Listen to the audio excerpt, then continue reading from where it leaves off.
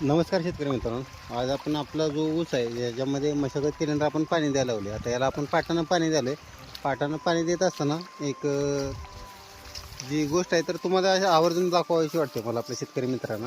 कारण काय होते, लहान लहान जर गोष्टी आपण आपल्या शेतीमध्ये प्रयोगाच्या स्वरूपात करत गेलो तर त्याचा नक्कीच फायदा होत असतो. आता इथं पाहू शकता, ज्या शेतकऱ्यांकडे ड्रिप नसेल किंवा जे पाटानं पाणी देत असतात तर अशांसाठी एक साधी कल्पना किंवा एक दाखवतो. तर इथं काय केलं मी, इथं पाटानं पाणी देत असताना असे लहान लहान एक 3 ते 4 इंचाची माती आहे तर ती असे आडवी बांध घातल्या टाईप केले, जो बंधारा असतो त्या टाईपमध्ये याच्यामध्ये केले, जेणेकरून काय होतं तिथं पाणी असं साठून राहते आणि जास्त जी ओल आहे तर ती टिकून राहते. आता इथं तुम्हाला दाखवतो, हा बांध इथं मी घातलेला आहे. याच्यानंतर याच्यामुळे पुढं पाणी तुंबलेले आपल्याला पाहायला दिसू शकतं.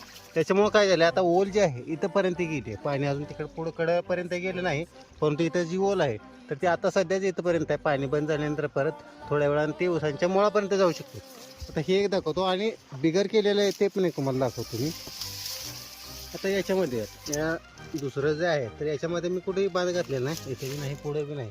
तर काय होतं, इथं बघा फक्त मधातून पाणी चालले, पाण्याचा टेवा फक्त इथंपर्यंत आहे. जिथंपर्यंत पाणी जाते तर तिथंपर्यंत आहे. जर तसं आपण लहान लहान जर बांध घालत गेलो तर इथं दाखवतो परत. इथं परत मी काय केलं, अजून एक 10 फुटावर साधारणतः एक बांध घातलं. हा इथेही घातला आहे.